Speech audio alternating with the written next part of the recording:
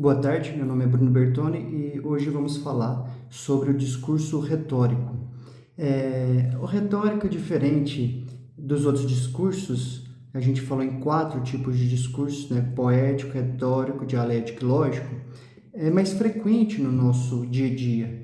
Por exemplo, o dialético depende de uma confrontação de hipóteses, uma disputa investigativa, uma disputa entre filósofos. É algo que é pouco comum ao nosso uso. A lógica também depende de uma demonstração, e às vezes a pessoa não usa a lógica, o método demonstrativo, ela não é uma pessoa que faz ciência, e aí ela acaba deixando a silogística pouco comum na sua vida.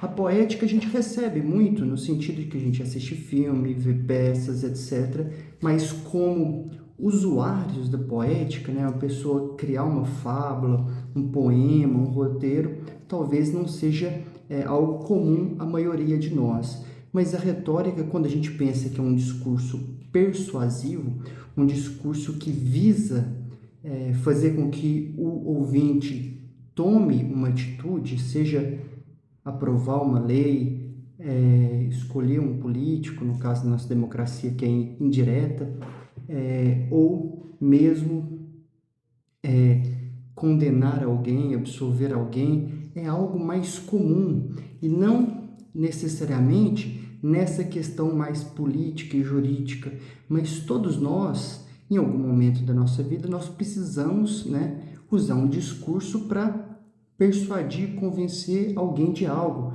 E a gente pode pensar nos exemplos mais banais para isso. Por exemplo, o aluno não quer ir para a escola por algum motivo, e aí ele vai falar para a mãe dele, hoje não tem nada, não é importante, vai ser uma atividade recreativa, ou seja, ele começa a tentar usar argumentos para convencer a mãe de não ir na escola. Então, esse uso é comum a todos. Às vezes você quer pegar o carro emprestado do pai, às vezes você é um estudante, mas você precisa ter a sua pesquisa, seu projeto de estudo aprovado, ou você já é um professor, um pesquisador, você precisa de verba para o seu projeto de pesquisa. Então, em várias situações, você está usando um discurso que é persuasivo, ainda que você não tenha consciência das classificações da ciência retórica. E o que o Aristóteles faz? O Aristóteles entende que existe a persuasão, que existe o discurso que pensa no ouvinte e faz com que o ouvinte sinta uma paixão, se movimente, tome uma atitude ou forme um juízo, e aí ele vai pensar em quais meios desses discursos, quais tipos desses discursos são mais persuasivos, para conseguir sistematizar os motivos e meios, etc., para se alcançar uma persuasão. Então, há uma visão negativa da retórica, pensando que é apenas a questão de ludibriar, ser mais esperto, convencer os outros sem precisar ter razão, mas, por outro lado, também, todo mundo, em algum momento, precisa persuadir alguém, mesmo quando os motivos as intenções são boas e morais.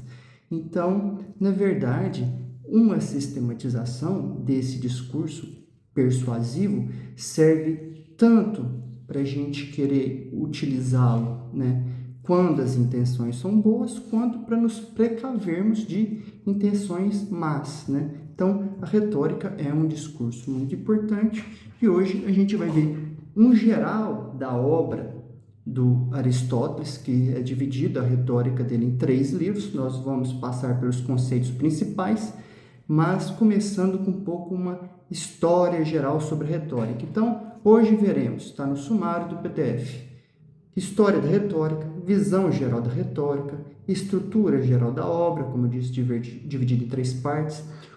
O Aristóteles divide em 3 gêneros do discurso retórico: deliberativo, judiciário e epitídico. A gente vai ver o que cada um desses 3 contempla. O entinema, que é a estrutura lógica do silogismo retórico, como ela funciona.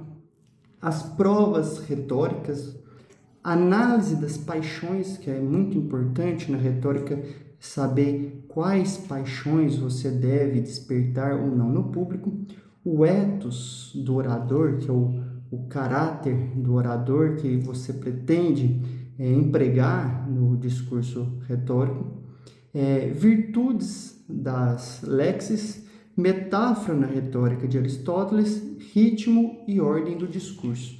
Isso, no geral, a obra do Aristóteles passa por, não para a parte de história, mas passa por todos esses outros temas que eu mencionei aqui, que está no sumário, e nós vamos ter apenas uma visão geral da obra, né? Passar por esses pontos de uma primeira apresentação, para a gente ter um convite, uma introdução ao que é a obra da retórica Aristóteles e para a gente vislumbrar melhor esse sistema, para depois, no futuro, né? Se você quiser ler algum desses tópicos, não, eu interessei mais por esse, vai estar a paginação aqui e fica mais fácil de você conferir na obra depois o que você pretende adquirir primeiro de conhecimento ou, no caso, de uso, né? Porque são muitos temas, não tem como aprender tudo isso de uma vez, né? Mas você começa a se acostumar com essa linguagem, que é a retórica,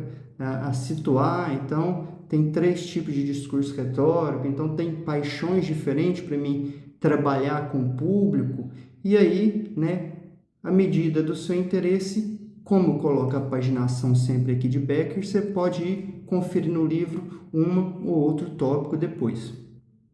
Então, falando um pouco de história, século V a.C., eu coloquei uma tabela aí.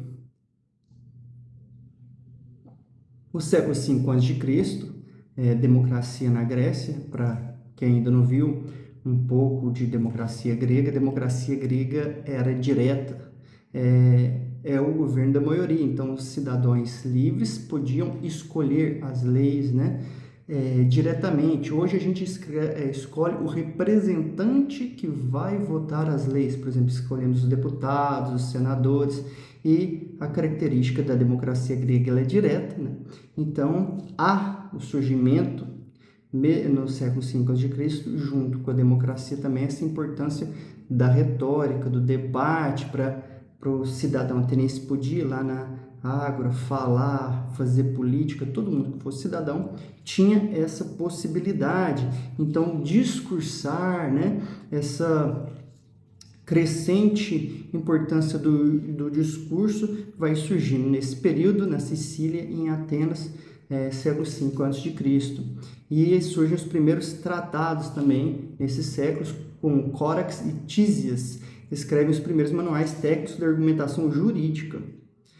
Depois tem a figura dos sofistas entre os séculos V e IV a.C., 2 muito famosos, foi Protágoras de Abdera, que é considerado o precursor do relativismo. Tinha uma frase muito famosa que é o homem é a medida de todas as coisas, e Gorgias, que é considerado um dos precursores do niilismo, que ele nega a possibilidade do conhecimento de uma verdade segura e absoluta. Então, se o discurso já não serve mais para alcançar a verdade, ele serve para quê? Para persuadir. Então, você tem esses 2 grandes autores, que depois Platão os considera sofistas, mas que eram, né, sófos, sábios, que eram grandes mestres dessa arte da persuasão.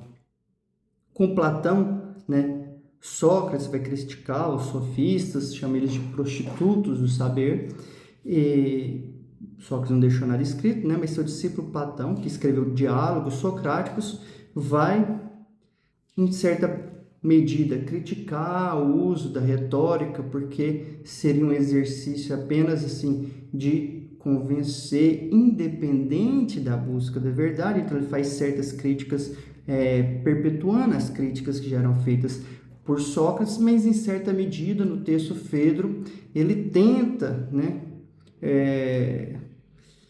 dar uma corrigida na disciplina da retórica, ele vislumbra uma correção para ela. Aristóteles escreve a retórica, que é a obra que a gente vai falar hoje. Eu estou falando de uma história geral, mas a gente vai se dedicar à obra retórica de Aristóteles no ano 335 a.C. Há também uma outra obra de retórica atribuída, vendida como de Aristóteles, mas hoje já corrigida, né? A Retórica Alexandra, é tida como um texto apócrifo. Nós falamos na primeira aula sobre Andrônico de Rhodes, que no século I a.C. organizou as obras de Aristóteles, e lá constava essa Retórica Alexandra, mas hoje é considerado um texto de um apócrifo, ou seja, ele não foi escrito por Aristóteles. Aí passa para a retórica romana, o maior nome é Cícero, ele é um grande nome de estilística, né? É um uso refinado da língua. Na patrística, que é o período dos pais da igreja, você tem Santo Agostinho como um grande orador e escritor. Na escolástica, um período depois da patrística, né? Um datado aí dos começos da tradução das obras lógicas de Aristóteles por Boécio até Tomás de Aquino, e teve, né, a sistematização da obra de Aristóteles aí no século XII, XIII, e aí a retórica fazia parte do trivium. Eles estudavam trivium e quatrivium. Trivium porque 3 disciplinas bases de estudo, que era a gramática, lógica dialética e a retórica, mas a retórica aí, nesse período já subordinada à lógica dialética. Então ela não tinha mais toda essa força que ela tinha, por exemplo, na época dos sofistas, no século V a.C., com a democracia grega. Modernidade, há muita crítica à disciplina retórica, por exemplo, por Descartes, Bacon e Kant, como se fosse, né, essa visão da retórica como mera persuasão, não é de fato uma ciência. Kant vai enaltecer a lógica, que é um discurso que a gente verá depois, que ela é demonstrativa, ela parte de premissas verdadeiras, e a retórica é mais escanteada na fase moderna.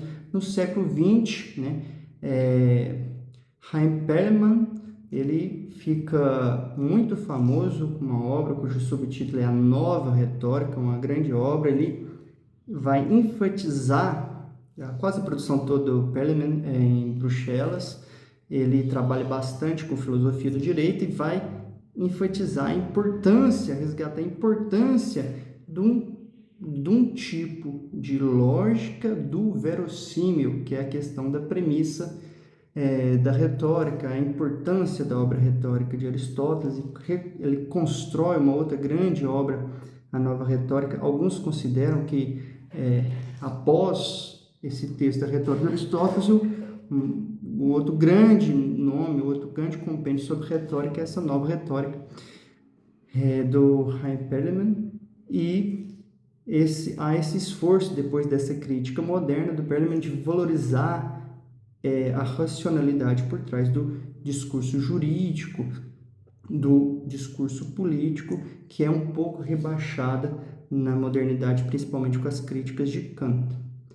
E, então, hoje, um uso da retórica como teoria da argumentação, do discurso público e etc. Essa é uma visão histórica geral, né? Muito genérica, para a gente ter uma noção, primeira noção do mapa. A retórica, então, 3.2, visão geral da retórica, é a dynamis, faculdade, capacidade de ver o que é potencialmente persuasivo em cada caso. Então, estudo desse discurso persuasivo. Uma citação de Aristóteles aqui, 1355, aqui, toda vez que eu falar esses números, está seguindo a paginação de Becker, que fez no século XIX, a organização dos textos de Aristóteles. Assim, ele põe a paginação do lado, independente da tradução que você está utilizando, da língua, né, da edição, essa paginação que te permite localizar no texto. Abre aspas. Seja, pois, a retórica a capacidade de discernir, em cada caso, o que é potencialmente persuasivo, fecha aspas, texto do Aristóteles. A retórica não é uma ciência demonstrativa, como vai ser a lógica. Você vai ter uma premissa verdadeira, a partir de uma premissa que é reconhecida como necessária e verdadeira, para você deduzir para um método demonstrativo uma conclusão verdadeira. Porque a retórica não parte de premissas verdadeiras, e ela não tem essa silogística da demonstração. ela não é também puramente empírica, de um uso, né, que você vai fazendo um uso e vai aprendendo a conversar. Ela é análoga à dialética, que nós veremos melhor depois na próxima aula, pois opera com o verossímil, não com o necessário. Nós vimos na primeira aula essa questão do uso do possível, a premissa possível, no caso do discurso poético, a premissa verossímil, no caso do discurso retórico, no caso da lógica, como eu disse, uso da premissa verdadeira e necessária. Texto do Aristóteles, na obra Retórica. A retórica, abre aspas, a retórica é o correlato da dialética, ou seja, ela tem uma relação com a dialética, fecha aspas. Outra passagem de Aristóteles da Retórica, 1354. Ambas, retórica e dialética, se ocupam de coisas que são, de certo modo, comuns a todos os homens e não pertencem a nenhuma ciência determinada. Há algo de comum a todos os homens na retórica e na dialética. Há essa proximidade entre essas duas disciplinas. Qual que é a estrutura da obra do Aristóteles da Retórica? É dividida em 3 livros. No primeiro livro, a gente vai ver um pouco de relação com a dialética, mencionamos aqui, 3 gêneros do discurso. Aristóteles fala que há um gênero do discurso retórico, deliberativo, um judiciário e um epitítico. Igual na poética, na aula anterior, a gente falou de gêneros poéticos, por exemplo, a comédia é um gênero, a tragédia é outro gênero. Aqui na retórica também nós temos gêneros distintos do discurso retórico. É dividida a obra do Aristóteles em 3 gêneros, o deliberativo, judiciário e epitítico. Veremos um pouco sobre eles. Veremos também sobre o entinema, que é a forma lógica do argumento retórico, e também provas retóricas.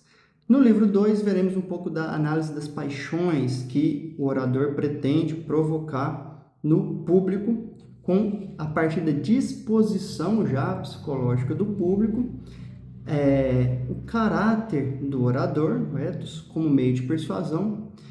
Isso no livro 2. No livro 3, vamos ver um pouco de estilo do discurso, clareza, adequação, metáfora. O uso da metáfora é considerado muito importante na retórica, por Aristóteles, o ritmo e a ordem do discurso, o que é o prólogo, exposição, provas, epílogo, ou seja, todos esses elementos que eu falei aqui, nós vamos passar rapidamente por eles para ter uma noção desse sistema, né, feito por Aristóteles a respeito dessa disciplina.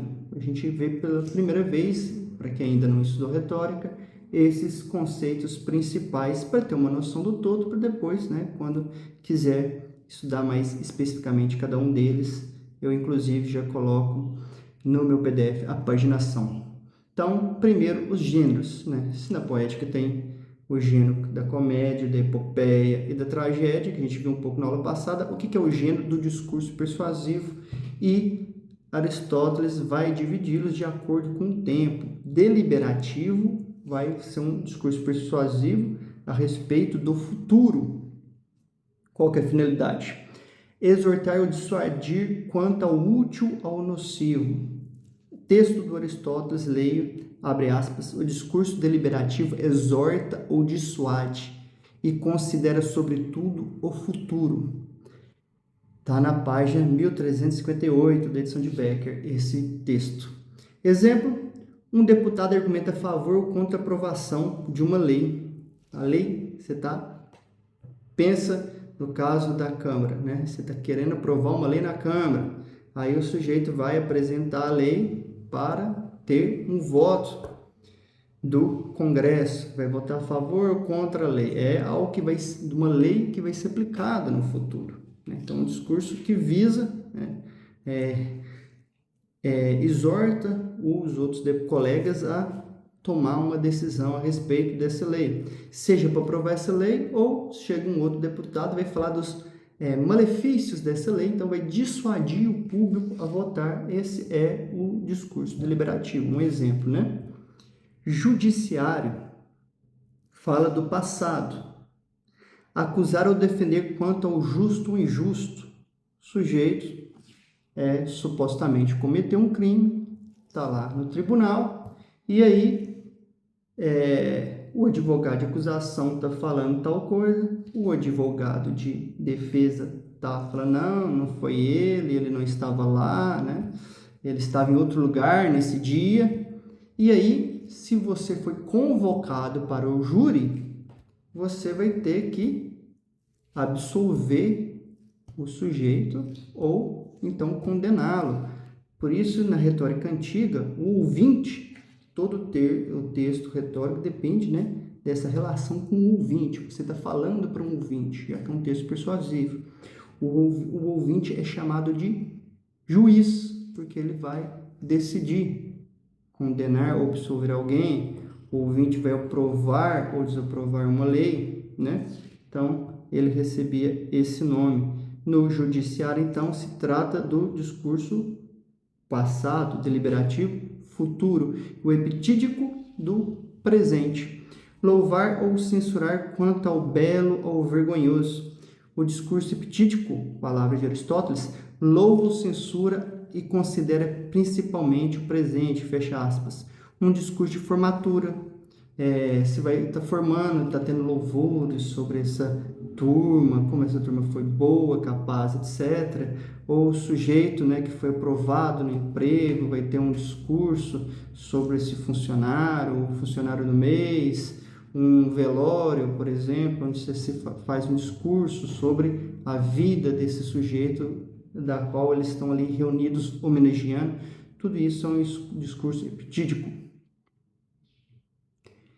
O entinema como silogismo retórico. Então, falando dos 3 tipos de discurso, agora como é a estrutura, né, desse argumento, que é chamado entinema. Entinema não é um silogismo defeituoso, é um silogismo adequado ao discurso público, onde não se parte do necessário, mas do verossímil. Eu já falei isso, né? A premissa do texto retórico parte não do que é uma verdade necessária, mas do que é verossímil, do que parece verdadeiro, parece provável. Conceito entinema, definição de Aristóteles, abre aspas, o entinema é o silogismo retórico, fecha aspas. Qual que é a explicação do entinema? Forma de raciocínio própria da retórica, parte do verossímil de sinais, frequentemente omite uma premissa, pressuposta como aceita pelo auditório. Vamos entender isso. O que é isso?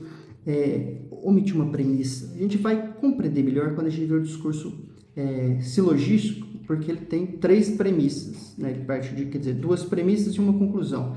Um exemplo muito padrão desse discurso silogístico da lógica. Primeira premissa, todo homem é mortal. Segunda premissa, Sócrates é homem. Conclusão, logo, se todo homem é mortal e se Sócrates é homem, então Sócrates também é mortal. Ele tem incluso nessas 2 premissas anteriores. Então, você parte de uma premissa verdadeira e você chega numa conclusão verdadeira e certa. O entinema, normalmente, ele não tem a premissa maior geral. No discurso retórico, você trabalha com conhecimento prévio, né, do ouvinte, do público, que é o juiz do discurso, e é comum você, né, pelo verossímil, pressupor já que ele saiba de algo. Então, no exemplo aqui, quem traiu o partido não merece confiança. No exemplo de entinema, quem traiu o partido não merece confiança. Logo, não deve ocupar o cargo público. Está sendo omitida aqui a primeira premissa geral, todo homem é mortal. Essa primeira premissa foi omitida. Aqui está, quem traiu o partido não merece confiança. Eu coloquei uma nota no PDF. O que é a premissa geral que está sendo omitida? Completo ficaria assim: ninguém que não merece confiança deve ocupar o cargo público. O orador já parte do pressuposto que é verossímil para a plateia. Isso, ninguém que merece confiança deve ocupar o cargo público. E ele já começa, né? O entinema tem essa característica de omitir uma premissa. Ele começa da outra premissa. Quem trai o partido não merece confiança. Logo, quem trai o partido não deve ocupar cargo público. Premissas do antinema. Os antinemas se constroem a partir de probabilidades ou de sinais. Um exemplo de sinal aqui: ele fugiu do local do crime, logo é culpado. É necessário que quem fugiu do local do crime é culpado? Não é bem necessário isso, né? Mas é plausível e a retórica vai lidando com essas informações plausíveis, né? Desde que entenda o que é plausível para cada tipo de público.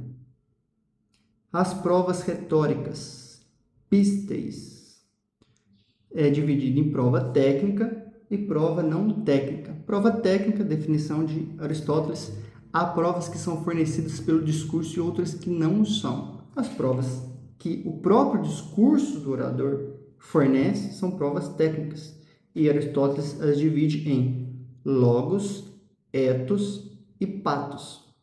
E as provas não técnicas, você não oferece, você não constrói elas durante o seu discurso, mas elas já são prévias, elas já são informações que você pode utilizar, mas que não foram construídas por você. Você vai pegar alguma lei para inserir no seu discurso, contrato, testemunhas, e aí você vai compondo o seu discurso com coisas que não foram construídas ao longo do seu discurso, da sua oratória, né? Ethos, patos e logos, que são as três características das provas técnicas, não são nomes de argumentos, mas critérios para identificar de onde vem a força persuasiva. Aristóteles fala o seguinte, abre aspas: há três espécies de meios de persuasão. Um reside no caráter do orador, ethos. Outro na disposição do ouvinte, patos. Outro no próprio discurso, o logos. Isso está em 1356, na obra retórica. Ethos, então, persuade pelo caráter quando o discurso torna o orador digno de crédito. Texto do Aristóteles. Patos, abre aspas, persuade quando se leva o ouvinte a um estado de ânimo, uma paixão que você quer provocar. Logos, abre aspas, persuade-se pelo discurso quando demonstramos a verdade ou o que parece verdadeiro. Análise das paixões, do patos. Então, agora, as paixões não suspendem o juízo, elas modificam o juízo do ouvinte. Você vai estimular uma certa paixão no ouvinte e isso faz com que ele modifique o juízo dele por conta desse estímulo. Sei lá, vamos pensar um caso muito famoso que tem filme, inclusive, do Churchill, né? Antes de colocar a Inglaterra na guerra, ele estimulando os políticos a aceitar, entrar, a Inglaterra entra na guerra contra a Alemanha. Então, isso é um exemplo de, né, eles estavam talvez com medo, apreensivos, etc. Ele tem que arrancar dali coragem, atitude, confiança na possibilidade de vitória. Aristóteles não está ensinando a manipular, mas a compreender como os juízos humanos funcionam, sobretudo em política e no tribunal. Ele não vai tratar das paixões isoladamente, mas da disposição do auditório, de quem é o objeto e qual é a circunstância. Então, na retórica, e aí principalmente na paixão, você tem que ter uma análise, né?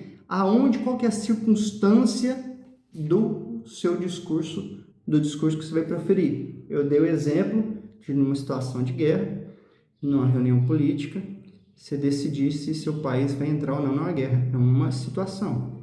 Se você está no velório, é outra situação completamente diferente, outra circunstância completamente diferente. Se você está numa sala de aula, é outra circunstância também. Então, é importante saber qual que é a circunstância, qual é a disposição do auditório. Para cada paixão, deve-se examinar em que disposição estão os que o sentem, os que a sentem, né?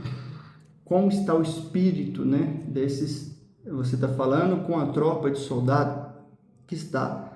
Qual é a disposição dessa tropa? Ela está agora animada indo para a guerra ou ela já está cansada no meio de uma guerra interminável? Dá para ver a disposição de como está a tropa ou o ouvinte. O objeto da paixão deve se considerar contra quem a paixão é dirigida. Então, vamos supor que tem um grupo corrupto, um partido corrupto, quem está no poder é corrupto, então você quer, sei lá, despertar uma raiva, uma ira contra esse grupo. Então, o objeto é contra quem você quer despertar, dirigir, quem que você quer que o ouvinte dirija essa paixão que você irá provocar. Em circunstâncias, você precisa examinar em que circunstância a paixão surge. Agora, de paixão, há uma lista grande, eu coloco no PDF, para quem tem acesso aí, ira, calma, medo, confiança, vergonha, desvergonha, piedade, indignação, inveja, são várias, né? Eu coloco um tanto, não vou passar por todas, obviamente, mas vamos ver uma como exemplo aqui, ira.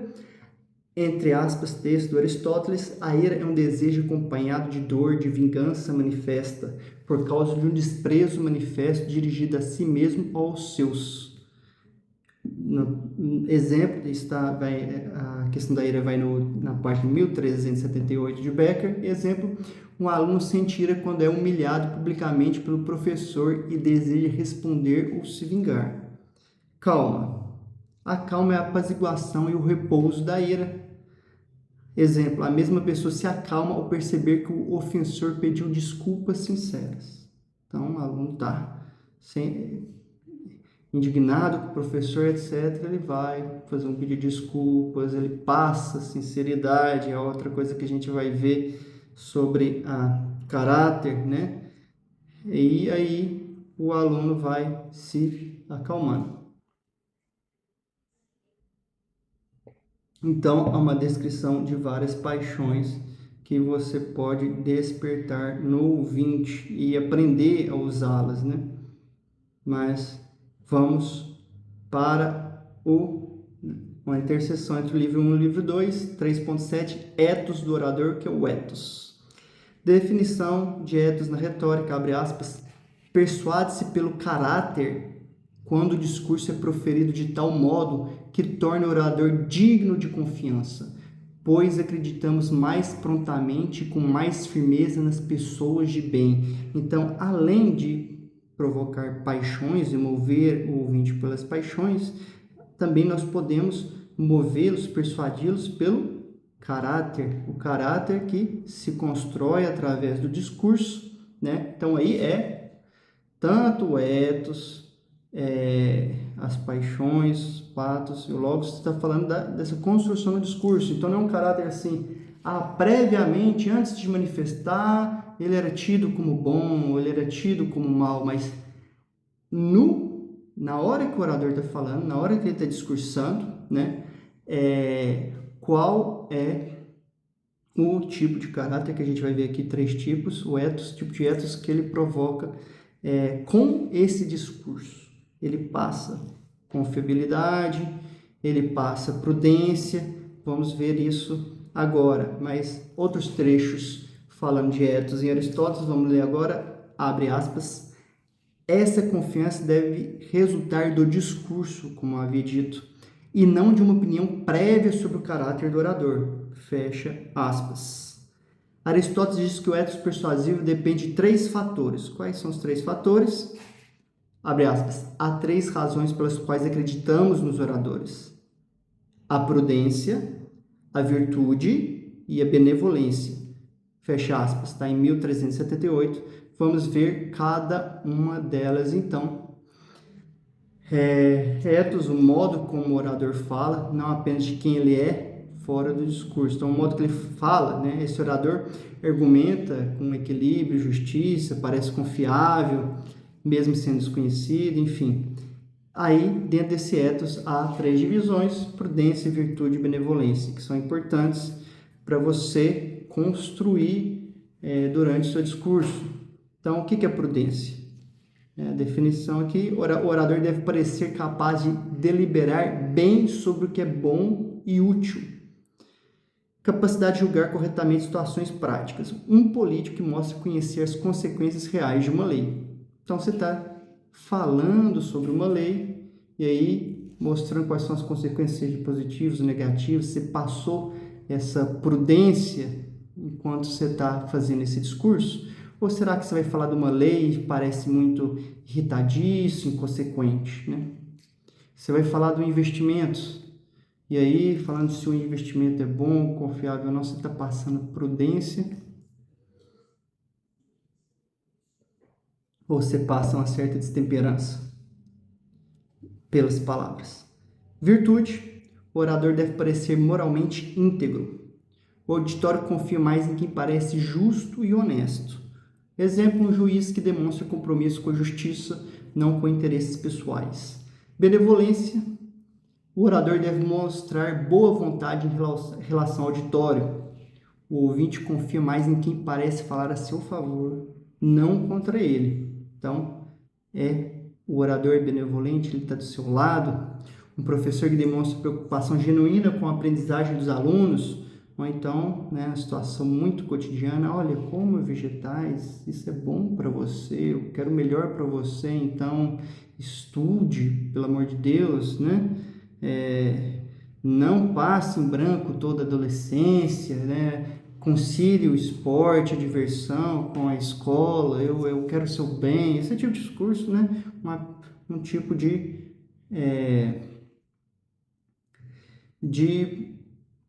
ethos pelo lado da benevolência que se cria. Virtude da Lexis 3.8, clareza, correção, adequação.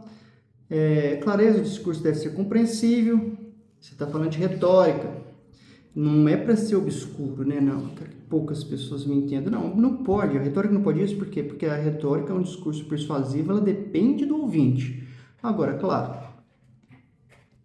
eu vou falar, eu sou, sei lá, doutor em física quântica e eu estou numa semana de física quântica e aí tal, fazendo uma palestra para vários físicos, ou seja, pares. Aí eu vou falar para esse público extremamente especializado, então eu vou usar vários recursos técnicos, pressupostos do que é verossímil, já está muito envolvido com o desenvolvimento dessa ciência.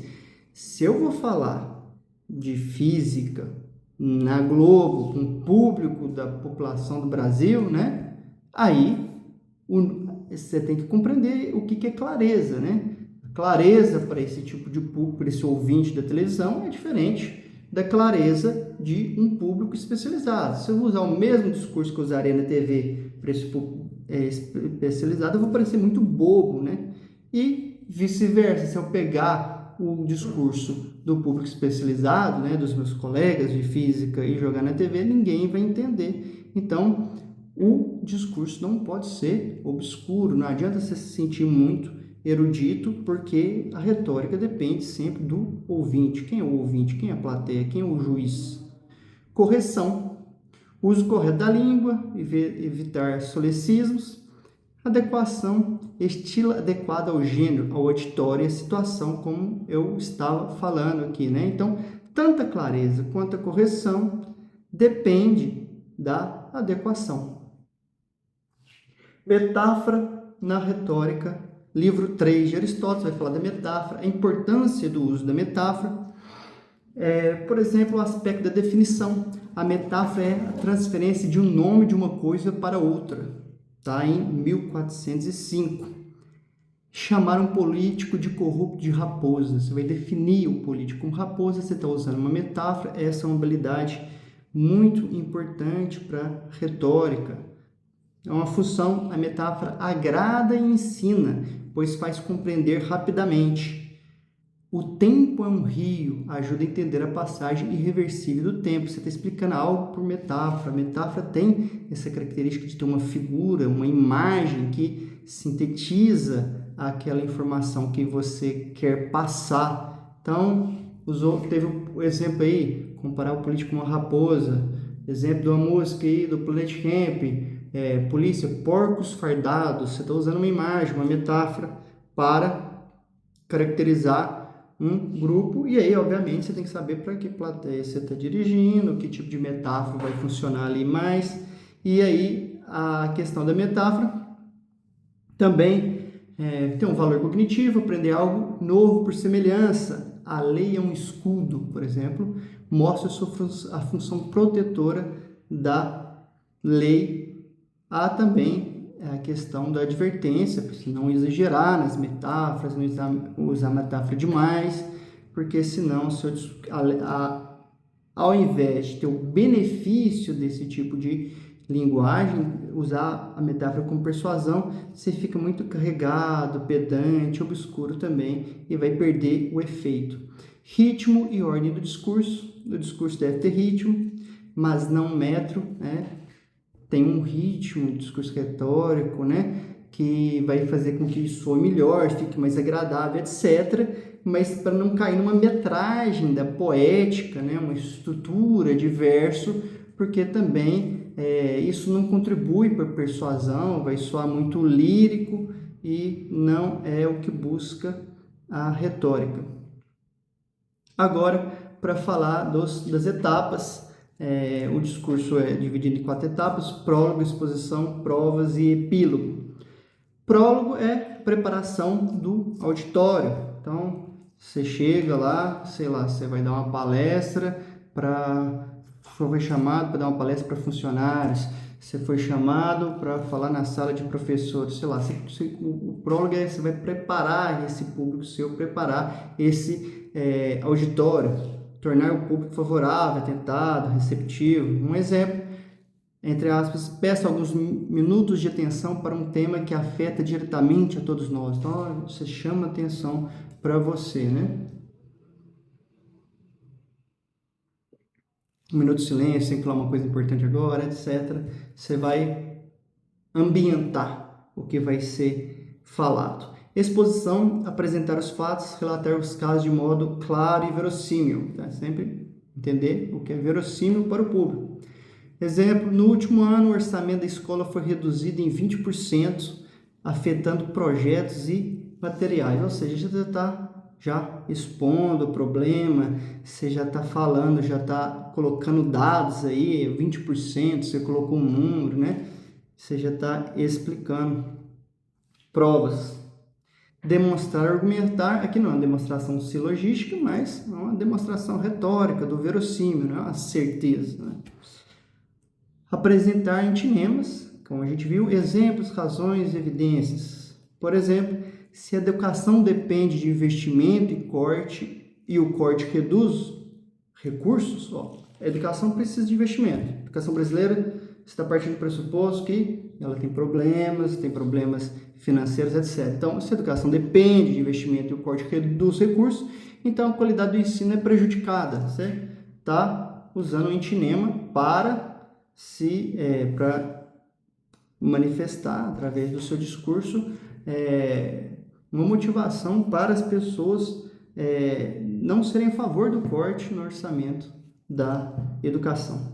O epílogo, recapitular e mover os afetos. Então, retomar os pontos centrais e mobilizar a emoção, os do patos, né? Se queremos um futuro melhor para os nossos alunos, precisamos agir agora. Então, se ambienta com um prólogo, você vai fazer exposição da questão da educação, de um corte de 20% do orçamento, aí você vai argumentar com antimema, e aí, por fim, né, você tem que ter essa chamada para a ação e mover a paixão do sujeito a não deixar isso acontecer. Seria um resumo desses 4 tópicos do discurso. Então, a gente viu um pouco de história, visão geral da retórica, etc., para ter uma apresentação dessa obra do Aristóteles. E aqui a gente não entrou muito, né, não entrou especificamente, a obra do Aristóteles é uma sistematização para a gente compreender esse discurso retórico, e ele não é voltado simplesmente para figuras retóricas argumentativas. A gente vai ver nos tópicos na próxima aula, na dialética, os tópicos tratam tanto da dialética como uma confrontação de hipóteses numa busca investigativa, quanto em artimanhas, estratégias para um debate direto, vencer na argumentação. E aí a gente, numa numa comparação, numa relação mais próxima da retórica, a gente vê essas estruturas, quais estruturas para usar para convencer alguém ou para superar alguém num diálogo. Mas aqui na obra retórica mesmo é apresentada essa descrição, essa sistematização do discurso retórico, e aí a gente vê, através dessa breve apresentação, a importância da persuasão no sentido de saber quem é o ouvinte, saber qual que é a circunstância, saber quais são tipos de paixão que você pretende estimular no ouvinte, quem é o objeto, né, dessa paixão, essa chamada para persuasão, entendendo a retórica dividida em 3 gêneros, um que trata do passado, um do presente e um do futuro, para compreender um esquema, né, geral desse discurso. É isso, até a próxima aula e obrigado.